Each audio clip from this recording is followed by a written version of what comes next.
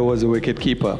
As he passed me, he said in the typical, West Indian Caribbean sing-song way, what started off as an easy single. One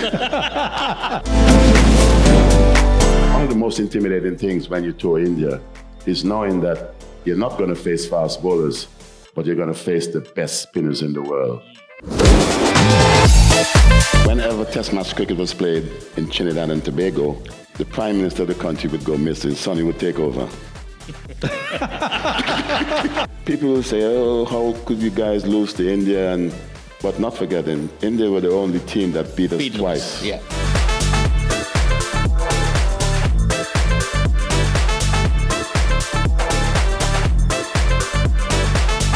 नहीं करी भाई, मैं out swinger डाला था, वो इन हो गया.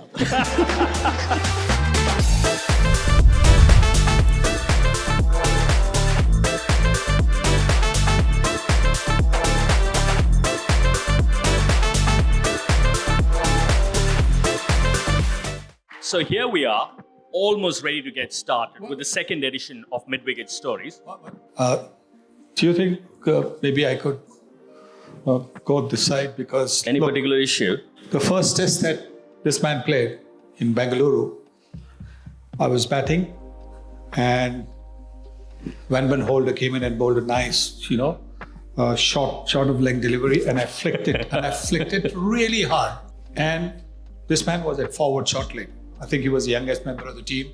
The youngest member of the team is generally the one who's at that forward short leg fielding position. But hit him on the thigh, and it bounced, maybe 3-4 paces even further towards what the middle of the pitch would be. And this youngster went there, dived, and took the catch. I remember that, so I don't want him to sit here. Do you think you could? I remember that quite clearly because Do you think you could sit here? I was the youngest member. Why not? Yeah.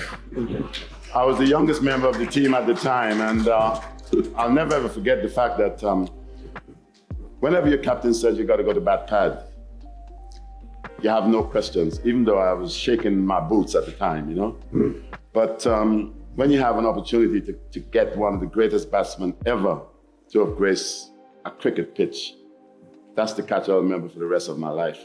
Is it the same everywhere? The youngest gets to field at forward short leg? Is that how it is? Or you have a situation where you could be the captain, the acting captain, and everybody then turns their back around you. They're on the field, but they're not looking at you. Yeah. So I remember being at forward short leg position in New Zealand. Biting cold it was in Wellington. You know how it is, the breeze, the wind, everything was freezing. And Bishan Singh Bedi, who was a captain, was off the field for some time. I was the vice captain, so I was leading the side, and Prasanna was bowling, Irapalli Prasanna. And I looked for somebody to come and, stand at forward short leg. And everybody had their backs to me. They were all looking somewhere else. I stood there, and within a couple of deliveries, I was taken to the hospital because Lance Keynes was batting, and he just tapped the ball. Lance Keynes, is powerful hitter of the ball. If he had smashed it, maybe I would have been, my head would have gone. But he just tapped it, and I'm sort of retreating, seeing him going for that. I got hit on the cheekbone. I had a depressed fracture of the, the cheekbone. And those were the days when there was no television. And my wife was expecting. And I was stretchered off the field because the doctor in the change room didn't know whether I'd got hit on the face or on the head. So if you'd got hit on the head, the question was that he shouldn't be moving. And that's why they didn't take a chance. And so they stretchered me off the field. So just imagine, my wife is in Kanpur and she's listening to the radio commentary. He has no idea exactly. Radio commentary you don't get to see. And the commentators are saying he's being stretchered off the field. So that was my experience of being there at forward short legs. I mean, And then, of course, later on, when I was being taken to the hospital for the surgery, the reserve player who was sent with me was given strict instructions that he should not close his eyes. I should not close my eyes, if you're lying there. Because the doctor, maybe he went to another extreme. He said that if he closes his eyes, he could slip into a coma or something like that. And so that's the reason. So you're in pain. You're lying in an ambulance. You're being taken. And there was Pre Krishnamurti. My good friend, I just saw Syed Kirmani here. He was the wicket keeper. Hi, Kiri. and Krishnamurti's job was to wake me up if I close my eyes. So he would, hey Sunny, aankhein khol rahe. Open your eyes. And I was in pain. And here I'm just trying to relax. I really wanted to break his cheekbone as well. When we went in there, the doctor said we'll have to do some, cutting you open, pull the cheekbone up. And so I said, is this what is called plastic surgery? They said, yeah, this is called plastic surgery. So I said, do you think you could make me look like Paul Newman? And they said, well, that's a bit difficult. So that's what the forward short leg story is. That reminds me, here is the most ferocious puller of the short ball that the cricketing world has seen. No, I'm not sitting here. You come here. Oh, man. You come here. I was almost thinking that probably Sir Richards is thinking, these openers, I tell you, just moving from one end to the other. They just want everything, probably. But we started with his debut. Your debut didn't exactly go to plan, did it? In Bangalore, it was completely different. We saw the swag, we saw your walk. There were no swag then. No swag then, eh? Yeah. What was it like, your debut? That was really a moving experience because I got picked in 1974 to tour India with the West Indies team. And man, I felt this was going to be the greatest thing on earth because my passion for the game was always very good, and wow, I'm going to India, 60,000 people in the stadium at Bangalore. That was pretty frightening. Also, you had the firecrackers used to go on a regular basis. I feel sorry for those folks in Ukraine now, for sure. Especially with all those firecrackers, the way they were going when a wicket fell. And I walked on the steps in Bangalore and they were all erected, the bamboo steps. And I slipped and went all the way to the bottom. Did you? Yeah, a little nervous, just a little bit at the time. And one of the most intimidating things when you tour India is knowing that you're not going to face fast bowlers, but you're going to face the best spinners in the world. And everywhere you go on a test cricket ground, whether you're captain or not, you want to see your bowlers preserve the cricket ball. In India, I'm saying, these guys got to be nuts. They're rolling it. It's the first over, and I'm saying, wow. And what was the most intimidating thing to us at the time is whenever they roll the ball to Chandrasekhar, he'll pick it up, he'll have a feel, and he will nod to Bishan Singh Bedi like, I'm ready. Then he'll look to Prasanna will hold it, and all this time, we in the stands, we're having a look, and we're saying, holy shit, things start to happen now. And that was the case, India, everyone were fearful of fast bowlers, but in India, they were fearful of the spinners, classy spinners, very much so. It's just incredible, isn't it? I don't think I've ever used or heard the word nervous and Sir Vivian Richards in the same sentence. I've never ever. Yeah, it's 60,000 screaming Indians in that stadium. Whenever a wicket fell, the firecrackers would go off. I can remember I was so nervous at the time that I could not look. I could not dare to watch. Why? Because I felt even more nervous at that time. So what I did, I'll use the physio's table, have a little sleep. I didn't go to sleep as long as Sonny did at that time, but went to sleep. And I'll ask one of the players to try and get me up as quickly as possible whenever a wicket fell. But you would know, because even in Antigua and Barbuda, you would hear the shout. The stands, everyone would uproar, and you'd hear those little steps come running into the physio's room. He said, hey, Smokey, it's Gordon Greenwich, man. your turn. And that was it. In there, it was a very intimidating place. I mean, he spoke about spinners. I'm sure Chandrasekhar did pick up that wicket very, very early on. You remember that particular test match, I'm sure, Yes, the first one. With Chandra in particular, the crowd really used to get excited. There was, of course, the Bangalore other as well. Yeah, because when he had the longer run-up than the other spinners, and he had this, bounding sort of way of starting his run-up. So when he started that, the whole crowd would start, bold. That was, so the whole, and I can tell you, even standing in the slips behind the batsman, you felt sometimes sorry for the batter. You realize how intimidating just that noise could be. Just imagine everybody in that crowd shouting, bold. It's like, And not forgetting also, I don't know whether Sonny did employ him at that particular time, but there was a guy with a little mirror towards the back of the stand, doing his thing in the batsman's eyes. I don't know whether you had... No, I wasn't the captain then. So So Sandeep, I have to ask you this. I mean, ever since we started, why is he so skeptical about you? What is it about you that makes him so skeptical? About you employing somebody in the stands, you saying something, or you talking something? What's it about you that makes him so skeptical? I have no idea. But look, I think when you're bowling to the finest batsman, that my generation saw, I mean, you've got to try and do things to maybe disturb his concentration, to unsettle him somewhere, because there was no other way. Neither did the West Indians talk to you when you were on the field, what is called sledging. They never did. Their fast bowlers just ended up maybe 3-4 paces away from you and just gave you a little, glare with an eyebrow raise. That was more than any words could say anything. It was like how you watch out for the next ball. And the Indians hardly ever spoke anything, apart from saying well bowled to their bowlers. There was nothing. So how does one unsettle, Because of the game of kittens then. What's the worst or the best that you've done on the field to unsettle a batsman, Sunny, right? Because there's so much talk about him saying that there's a bit that you guys have done to unsettle them. Never. I've never done anything. I remember when we went to the West Indies, I think he was the vice captain then, and Clive was the captain. And the first test match, and I'm about to take guard.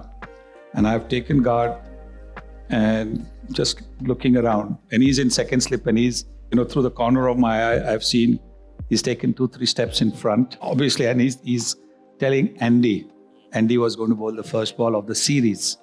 And Viv walks a little, few steps. And he says, Andy, pass the nose, Andy, pass the nose.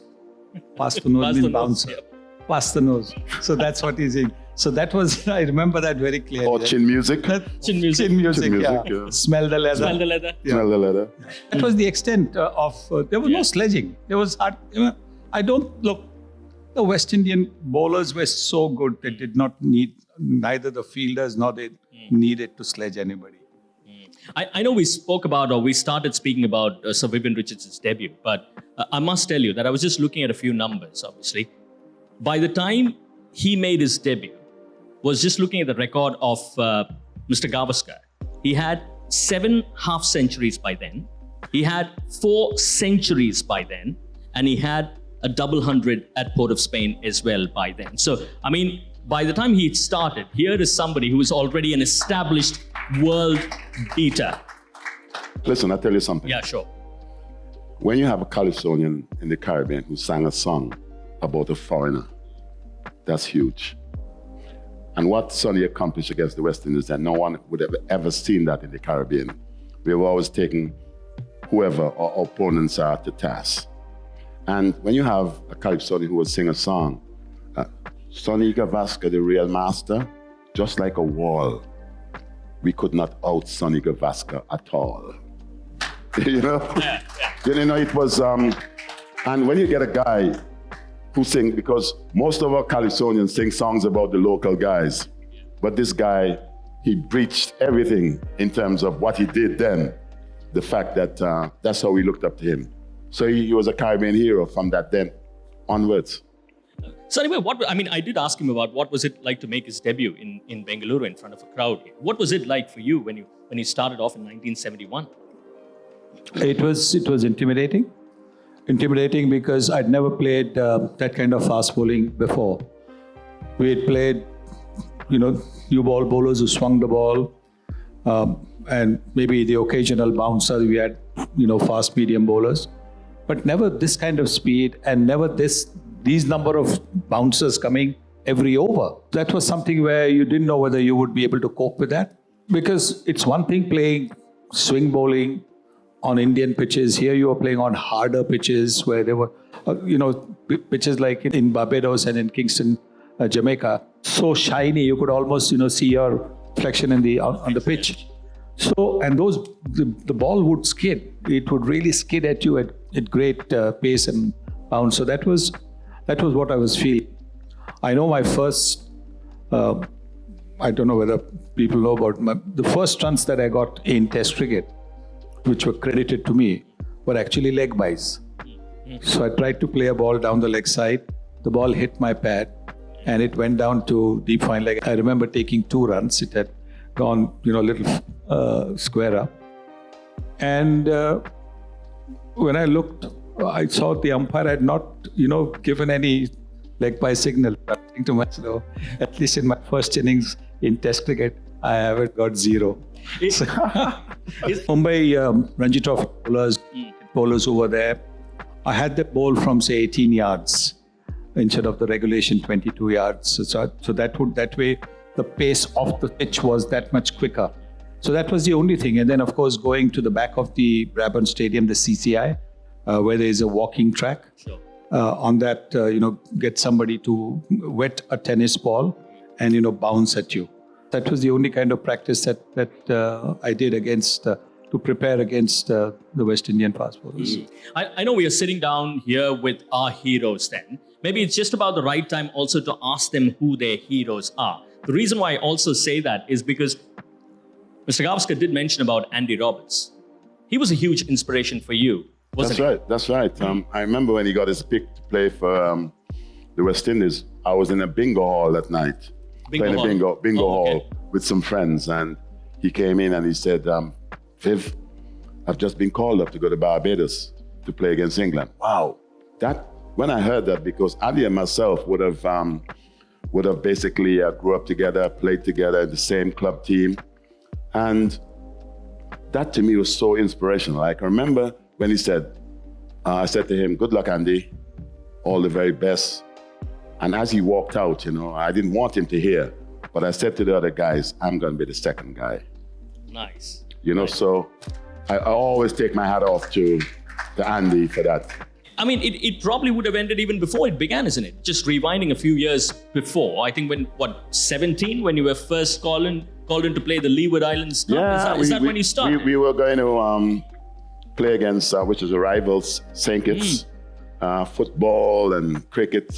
The rivalry is great between these two. It's like Liverpool, Everton, or whatever the football derby may be, And I can remember I walked out, I'm young, 16-year-old, walked out playing for my country. And there was some sort of a cohesion in terms of the umpire, the bowler, and the bat pad guy. And I played forward to this little off spinner, missed the bat completely, hit my pad, went up into the air. The guy, everyone on the field was just shocked. It was all orchestrated, right? And I'm seeing this as a young man, and I'm saying, no, I cannot be playing for my country for the first time, get out for naught. So I stamped up a little bit, showed some bad behavior, I guess. I'm not going to lie. I did behave rather badly. I called the umpire all sort of names. And as I'm walking out, all of a sudden, I could see the stands like they're on fire. It's a mini riot. As quickly as that could have happened, you could have seen little placards saying, no Viv, no match. Wow. Got off the field. By this time, the umpire is also, he's been lynched. He's been taken away, and obviously the police got to intervene and all that. Went into the dressing room, and I'm there sitting. This is my very first match for my country, and I'm saying, this ain't good. It hasn't gone well at all. And I'm sitting there, heads in hand, and they're all contemplating whether I should bat again so they could help to restore play. So, to cut a long story short, they asked me to bat again. I went out, got out for another duck. Yeah. So, you can say, now, this is 2 innings. I'm the first individual who would have made his debut, would have had 3 innings. Went out for my 3rd innings, which is the 2nd innings. Yeah. Got out for another duck. So I've had 3 ducks on my debut.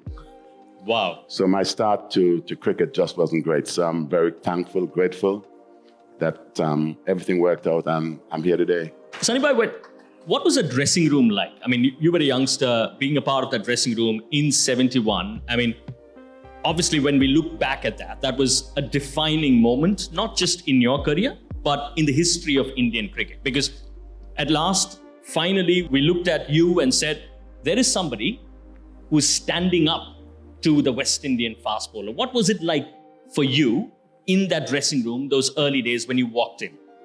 It was a terrific dressing room. Because look, I had so many people who I admired part of the team. There was Jaisima, of course. And like I said, to be able to have a partnership in that final test of 50 plus with my hero was really special. But there was Ajit Wadekar, the captain from Mumbai. There was Dilip Sardesai again from Mumbai. Senior players from Mumbai who looked after me in the sense that they were always, if I wanted anything, they were around, to tell me. There was Eknath Solkar, with whom I played schools cricket, Mumbai schools, West Zone schools, India schools. So there was a friend over there. There was Salim Durrani, who, when we were going for a benefit match before the tour started, and we traveled by train in those days, and he being the star, and I had not even played for India, the train conductor came with one bedroll for, we were in a coupe up and down. When he came with one bedroll, it was only for Salim Durrani. Was it almost Salim uncle for you? Yeah, and that is the reason I started calling him Salim uncle, because what he did was he gave me, he said, no, beta, you use it. He was having a drink. So I actually dropped off to sleep, train overnight journey. When I woke up, when we came to the destination, I saw him and he was without any blanket, without any covering, and he himself was, shivering, and he had gone to sleep like that. So, for me, again, to have him in the team was something huge. Everybody in that team was absolutely fantastic. It was one of the most memorable tours that I've had. And you made some great friends in West Indies as well, isn't it? I mean, cricketers like Rohan Kanai, obviously somebody that you look up to. I mean, Rohan obviously is named after him. There was that genuine sense of warmth and appreciation even while you were batting at the crease, isn't it? When Rohan Kanai was there. Yeah, I think it was a different, maybe, cricketing culture then. We were invited to visit the homes of the West Indian players, or they took us out somewhere for a meal. Obviously not everybody, not 14, 16 players, but 4 or 5 players. So that was very regular. So there was Charlie Davis, who's from Port of Spain, Trinidad. He had a couple of sort of dinners at his place. When we went to Barbados, Garfield Sobers took us out. Tony Cozier, who was commentator then, he took us out. So everywhere we went, there was mateship between the interaction between both the teams.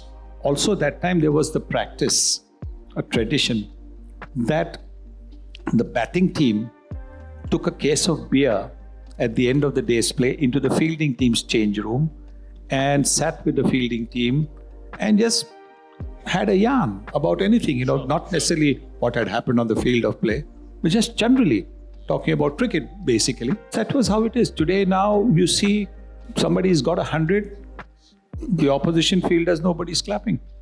I mean, does that make you less competitive if you applaud somebody? But no, that seems to be the thing. Nobody claps. But maybe the culture has changed, maybe the whole thing has changed. And that is the reason why my first international series, first international tour to the Caribbean islands, which is why it's always been my favorite destination. Because the warmth that you get, the real genuine love for the game you can see from the crowds that come, is something that you'll never forget. It's the first impression. And the first impression has always been fantastic. He's putting it mildly. He had the keys to Trinidad, or the city. Whenever Test match cricket was played in Trinidad and Tobago, the Prime Minister of the country would go missing. Sonny would take over.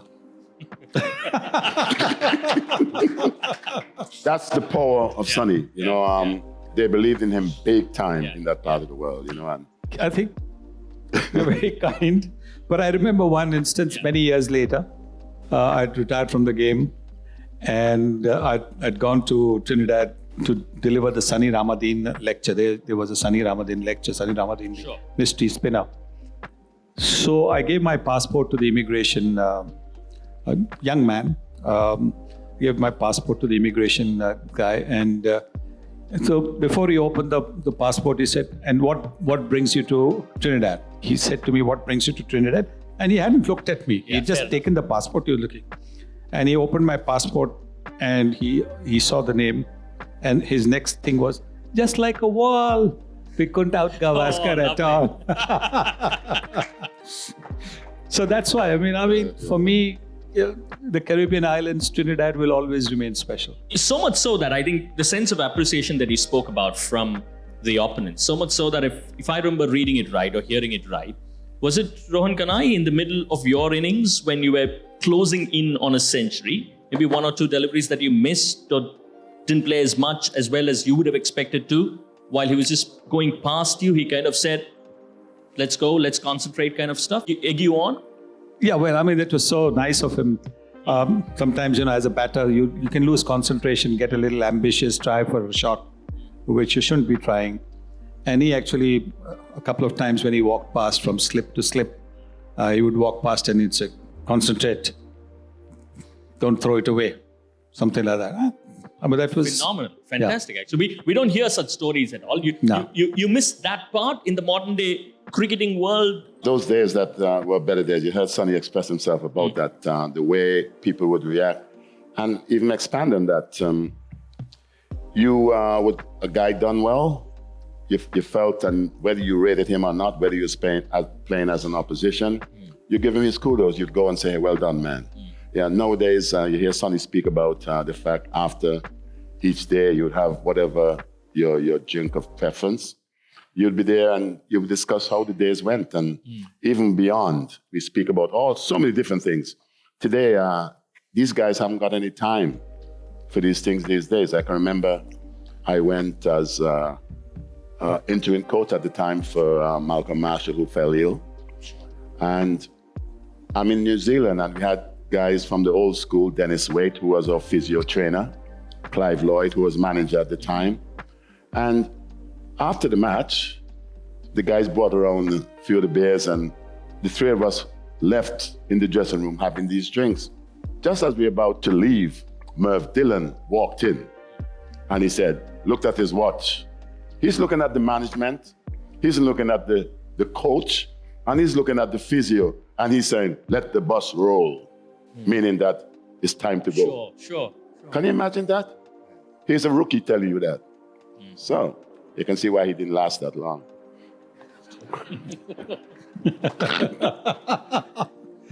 But you see, that's the thing. The competitiveness on the field never lessened just because you sat with the opposition and had a chat. There was so much to pick. Just imagine. I mean, for me, whenever I went into the West Indies change room, to be honest with you, I would be just staring at two people. I would be staring at Kapil Sobers from a distance, and I would be staring at Rohan Kanai. Or just look at them. And, whatever they said, whatever they're talking, I would sort of lean forward and try and, get it in my ears, what they were saying. For them also, I mean, they were legends. For them also to spend time is, because cricket was everything. In the sense that we would sit till hour and a half sometimes after the game finished. Yeah. That kind of thing, I don't know whether it's good or bad, not for me to judge. But I just think that it was enjoyable for us, that interaction. And you learned so much. Because there's so many times you discuss things.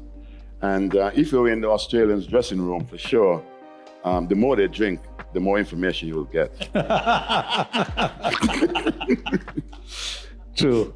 Yeah, but what was it like playing against the Australians? I mean, obviously when we spoke about sledging, I mean, it was more in the context of India and West Indies that we spoke about. West Indies, Australia? Oh, the Aussies, man, they're just like a rough diamond, in my opinion. You take it to the experts to smooth it out a little bit. The Aussies were hard, some of the toughest competitors that you can find, always in your face, saying things that would try to upset you and stuff like that. But I was always a competitor too. And whenever you bring it, that brought the best out of me. So playing against the Australians, it was like playing against my school team. They felt that they were the most fearsome folks on earth. Just things they used to say, the way they look at you. And I know that these guys weren't going to scare me at all. Descended from, I guess, in the English sent them to Australia for a reason. So when you know these little things about your opponents, they can't say much to you. Or shouldn't say much to you.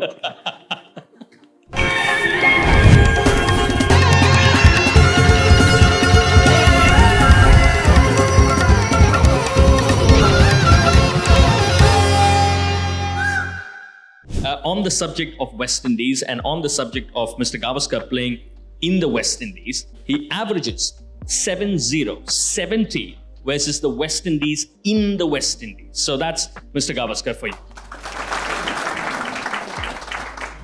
So going forward, you spoke about Australia. 75 World Cup against Australia. It was all about your fielding, isn't it? What was it? Alan Turner, who at the time was the top run getter in the tournament for Australia.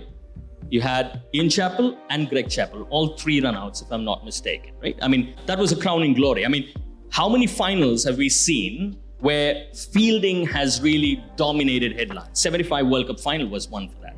I was picked to bat. And for some reason, things didn't quite work out the way it should.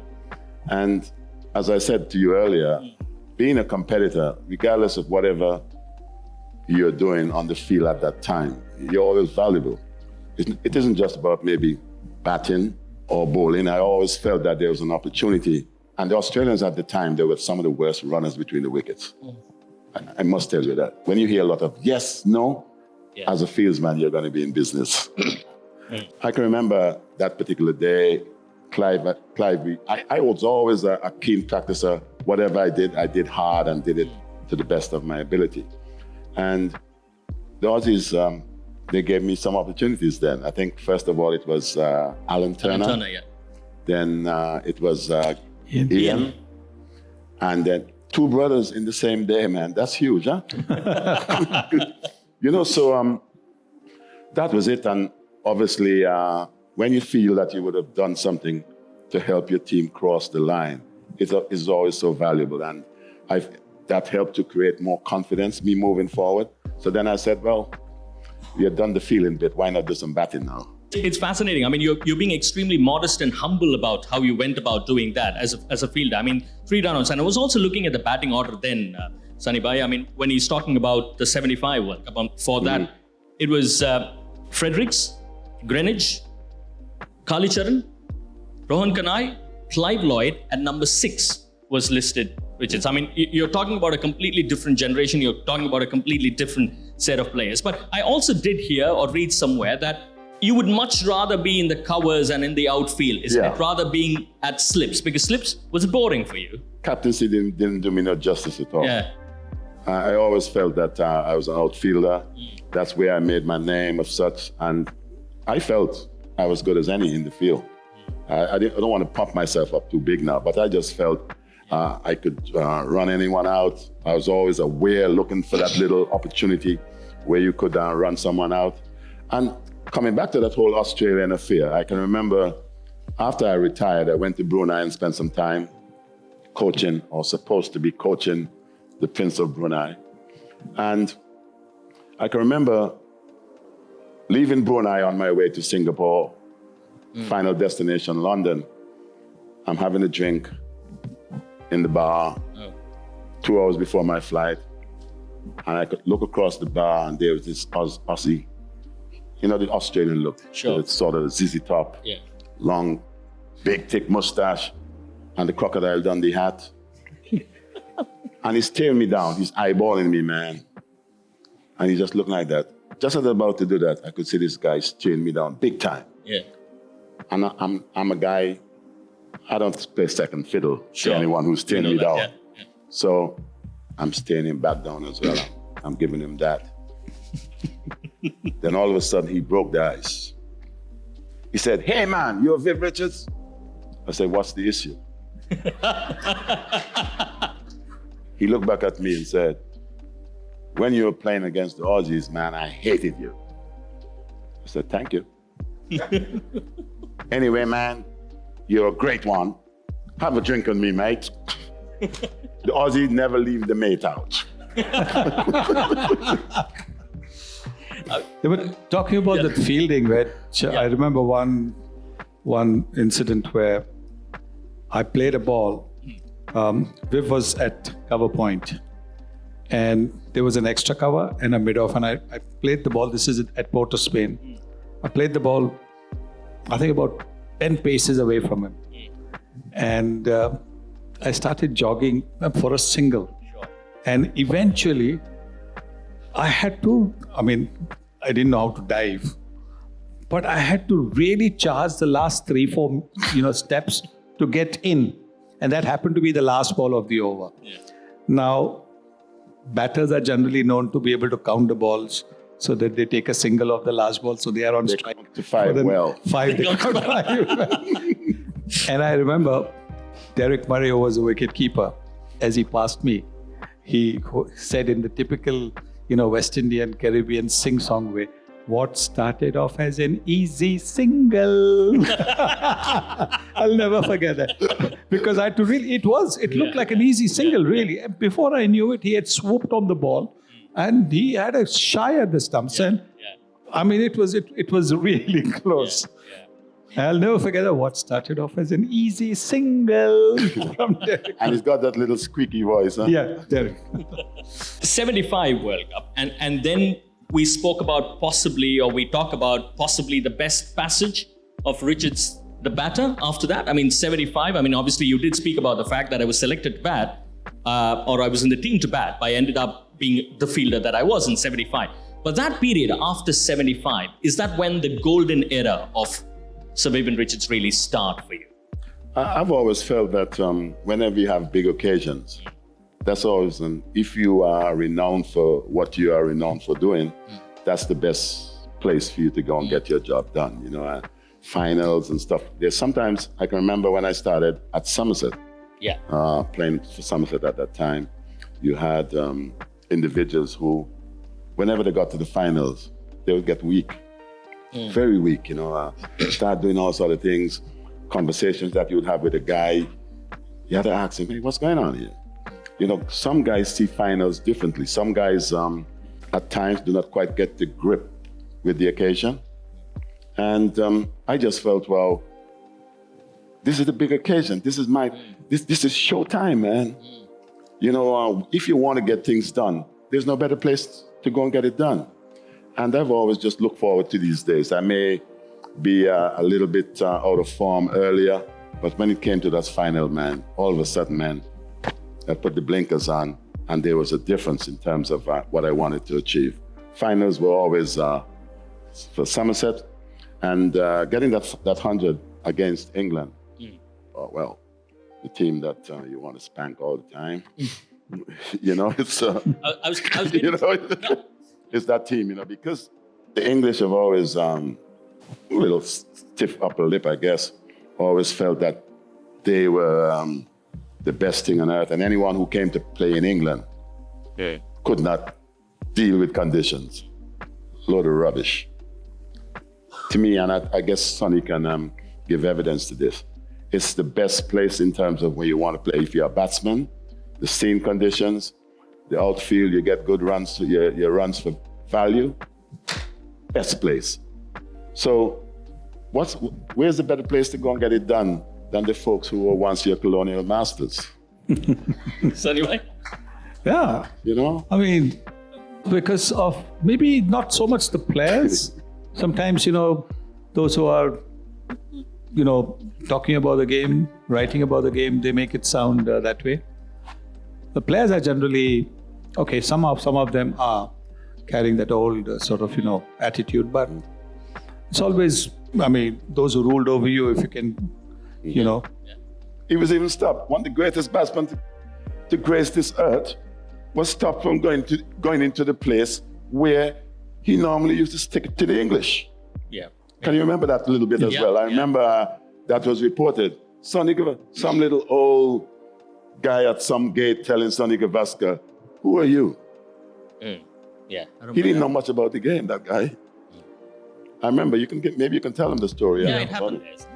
Yeah, well, it's quite funny.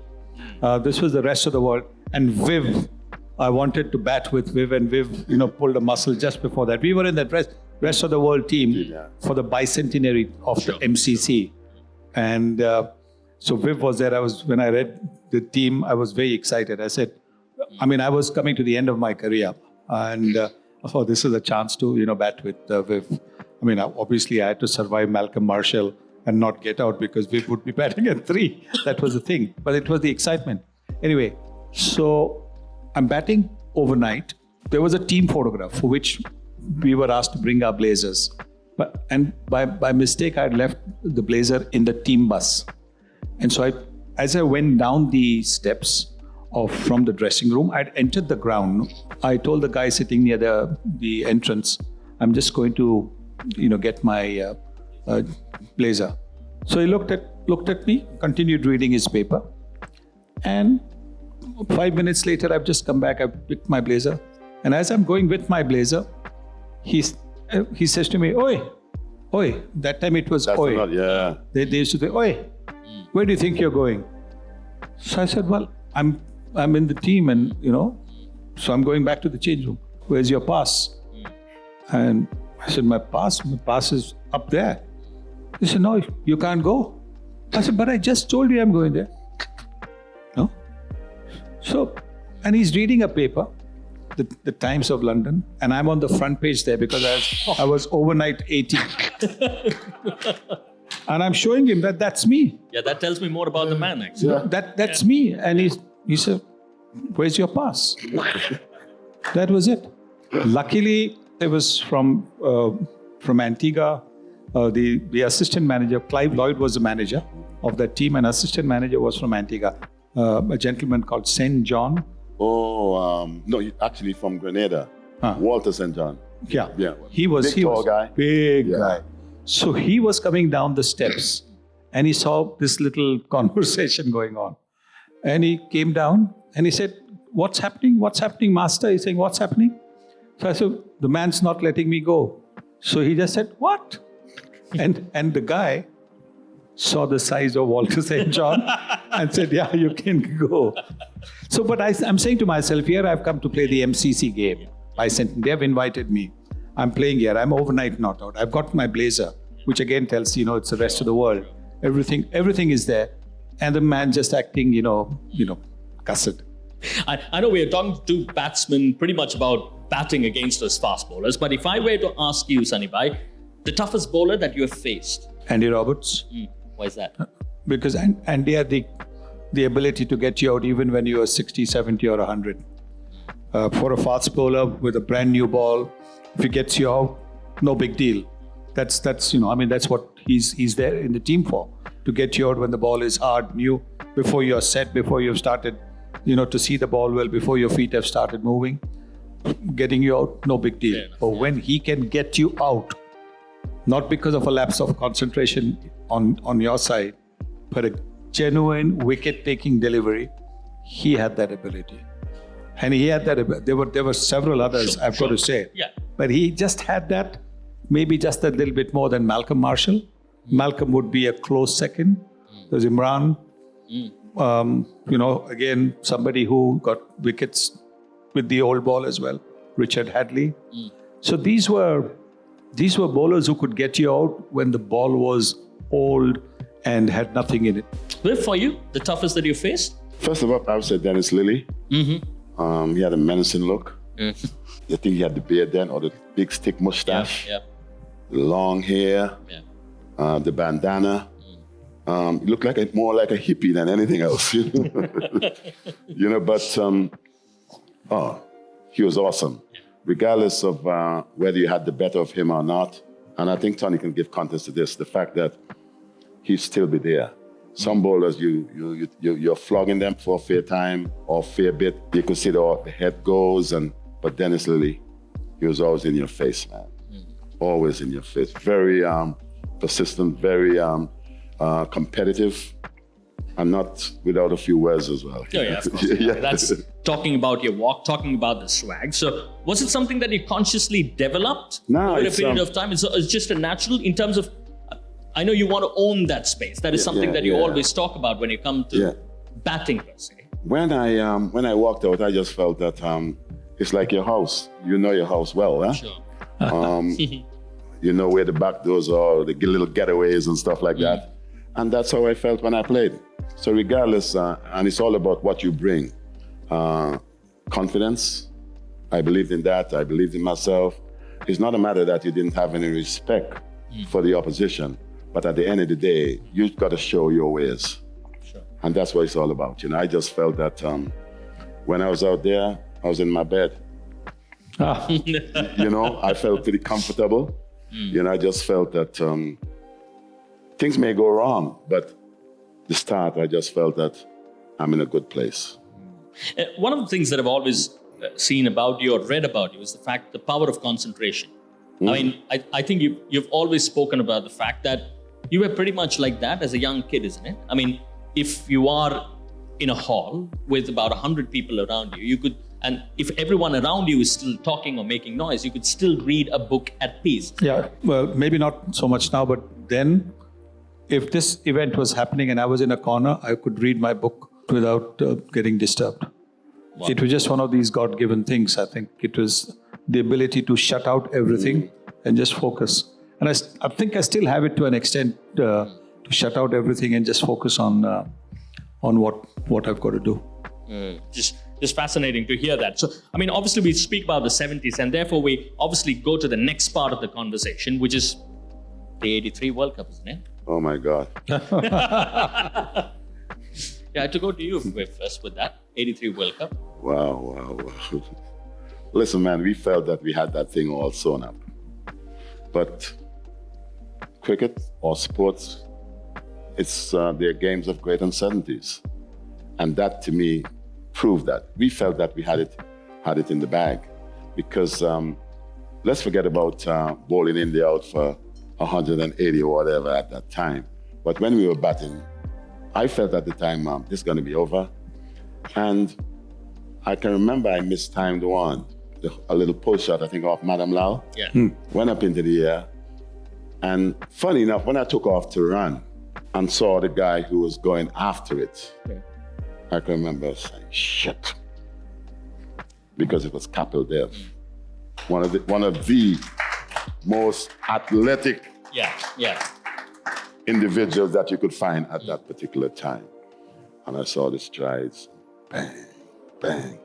And finally he got there. I said, holy shit. That's it, I'm done, But that was the catch that I think just changed the whole format. And people will say, oh, how could you guys lose to India? But not forgetting, India were the only team that beat us twice. Yeah. So if you can do that to the best team in the world at that time, India deserved to have won.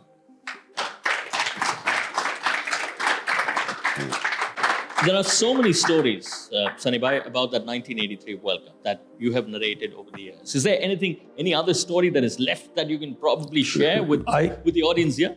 Well, I think there's one, I don't know about the Joel Garner. And the first time he came and he tapped me on the shoulder while I was watching. And he said to me, Master, see you later.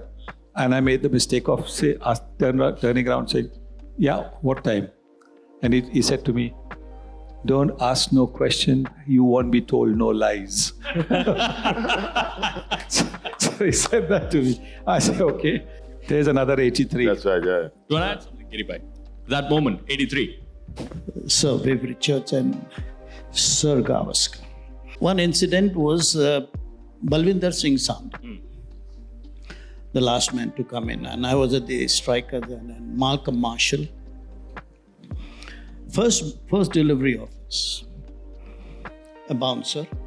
And by the time Ballu could do something, he got it on his helmet. And obviously he saw stars in the daytime. So he was seeing stars and he was rubbing the helmet. I ran across. Rubbing his helmet. He was rubbing the helmet. I ran across. Hey, Ballu, helmet को क्यों लगड़ रहा है? अरे हाँ बोल के he removed the helmet, and then Dickie Bird fired the hell out of Malcolm, 4-letter words at him, and go and say sorry to him. Go and say sorry to him. So Ballu was rubbing his turban on his head. So Malcolm comes, sorry, Naman, I didn't mean to hit you, Naman, he said. And he said, I'm sorry about it. And he was walking away. And Ballu at that juncture, hey, Malcolm, come here, Naman. So Malcolm comes. You think my brain is here? My brain is here.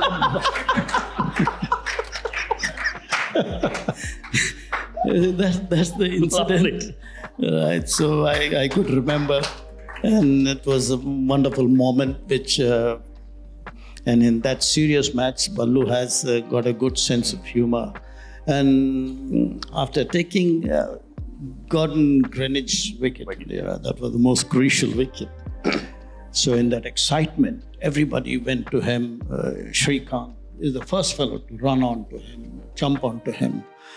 And everybody congratulated Ballu. Hey, Ballu. जबरदस्त इन swinger डाला यार तू क्या इन swinger था नहीं कि भाई मैं इन आउट स्विंगर डाला था वो इन हो गया किसी को बोलो ना को कि भाई So those were the glorious moments. So thank you so much. Big round of applause, ladies and gentlemen, for Saeed Kidmani. It's just wonderful to listen to those stories. I mean, the one thing that I obviously picked up from there is the relationship that the players had with the umpires at that point in time. I mean, that was a completely different one, isn't it? I mean, he spoke about Dickie Bird at that point in time, going and speaking to Malcolm Marshall. It was a very different era, very different kind of relationship where a lot more respect, a lot more chat, and chat beyond cricket as well. I mean, those days with the umpires? Yes. Look, in England, most of the umpires were former players who had played cricket for a considerable amount of time. And therefore, then after retiring from the game, taking up to umpiring. So they knew a lot about cricket. It was always very good to go and, have a chat with them. There were no DRSs and all that. Yeah. It was always good to be in the good books of the umpire. He can raise his finger and give you out any time. So, when you took card, good morning, sir. When you walk past the umpire, good morning, sir. Mm-hmm. Please, sir, can I have leg stump, sir? Yeah.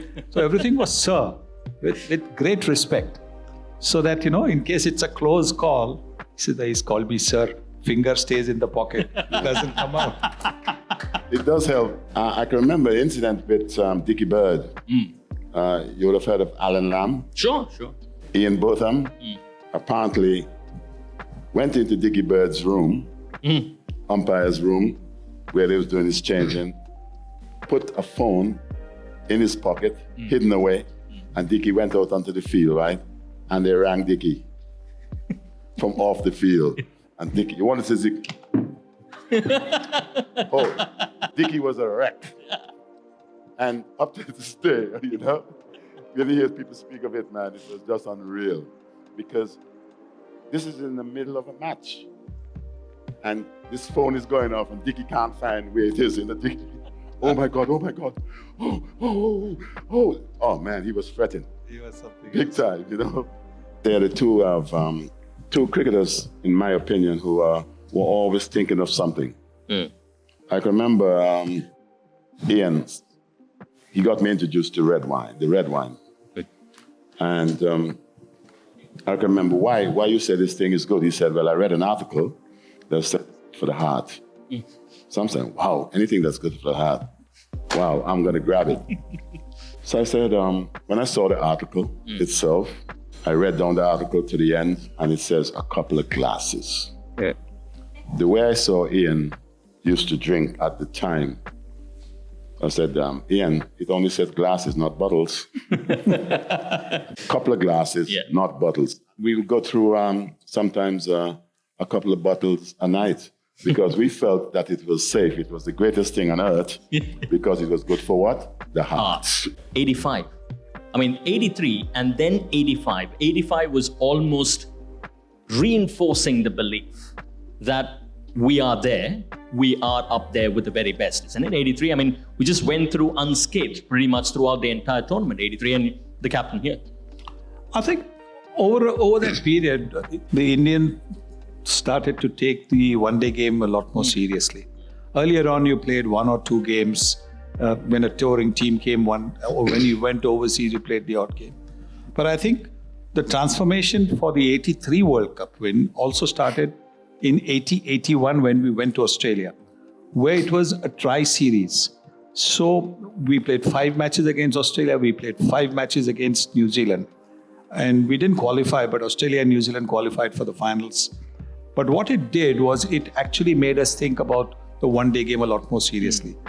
We started to think of strategy. We started to think of who should be bowling when, who should be bowling to who, what sort of field placing should we have, all those things. So we started to not look at it as a hit and giggle game, which is what we thought, okay, actually, one day game, let's go out and play. I think that 80-81 actually started the trend to be a little more, strategic and innovative. And that, obviously, the more you played, the more you got experience.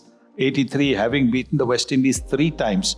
We beat them in Guyana when India went to the West Indies and twice in the World Cup. So that made us believe that now we are a good team, we can win. And 83 and 85, we had a team full of all-rounders. So I think it makes it so much easier for the captain. If you have a team where your batters can also bowl a bit. So we had sometime, Mohinder Ramanath, he was the man of the series in the 83 final. He was in the team in 85. He could come and bowl 7-8 overs. There was Roger Benny, there was Madan Lal, all who could bat. Who could bowl as well. Their primary task was to bowl, but they could bat. When a team has that kind of a captain has that kind of options, it becomes that much easier to captain. We all love to know who were your coaches. I'll start with Sunny Bhai first. Who was your coach and who helped you to become such a big legend? And then I would like to know from Viv. Sunny Bhai. When I started, I had a coach called L.B. Kenny. When I was, just beginning, I've had several coaches, but I think the one man who made a big difference, several coaches, because every summer we used to have a camp, and sometimes at that camp, there would be a different coach. But the one man who made a difference was when the BCCI had selected 30 boys, school boys from all over India, and we were sent to a camp in Hyderabad. And this was, I just passed school, and T.S. Worthington, former England player, was the coach. And he changed my technique completely from what was then a front-on technique, which was more the Mumbai school of cricket, where you face the ball front-on instead of sideways on. And he completely, in those 30 days that we were in Hyderabad, with his throwdowns, he completely changed, made it into a sideways on, which is what the game is all about, being sideways on. And so I think for me, Mr. Worthington stands out definitely far more in my mind, in memory. Thank you, sir. Sir Viv? Well, my dad played a huge part. I never really had any formal coaching. Basically, everything was just instinctive. And when I first went to England, because of the natural talent that I would have shown then, I remember the coaches had a hard time with me. I can remember my coach at Somerset, whenever I went into the nets, they all used to speak about hitting the ball in the V. And I said, no, if you are to hit the ball in the V every time because of this correct cricket which you speak about, it will be a boring day. It's going to be boring for the fans. I said, I'd like to think I want to beat the fieldsman. I want to maybe avoid hitting the... If you keep hitting the fieldsman, it becomes boring, isn't it? So I had a bad time there then. The coach, for some reason, whenever I went into the nets, he will go away because it's about playing shots. The nets is where you want to work it out. If you want to work at something, that's where you're going to try and get it done. But in general, I was self-taught. I looked at others. I looked at other folks and just saw the way in which they got about their business and felt, wow, if I could play, this is the style that I would like, and there were some great individuals in the West Indies team that I felt at the time, the folks who I had to look to, this Gary Sobers, there's one particular guy who I admired more than anything else. He's no longer with us today, Seymour Nurse. He was a magnificent player. I always felt that he didn't quite get the adulation as he should as a West Indian player. Look, I'll be very, very honest with you. When I've got Mr. Gavaskar and Mr. Richards alongside me, I just could go on and on and on forever because there are so many subjects that I still could go and ask them about. But there are a few things that always get etched in your memory. I mean, one such number that I'll never, ever be able to forget in my lifetime is the number 10,122. I mean, that 10,122 just belongs to this man. You might have others who go beyond that number, but there's always the master who's done that first up. Thank you so much, Mr. Gavaskar. Thank you so much, Mr. Richards. Big round of applause, ladies and gentlemen, for Mr. Nishant Dayal there. He's a man who's standing quietly in the corner as if nothing is happening in front of him. He spent a few sleepless nights to put this all together. And the Dayal Foundation really has been working for about 17 years back in India to support the underprivileged, from sewing kits to cricketing gears to almost everything. So they've gone international now, and with all your blessings, I'm sure it's going to grow further and further. Good evening, everyone. First of all, let me thank the audience for being here. Thank you very much. All of you, that's a great support. And I hope to take the event together with Nishant to the next city.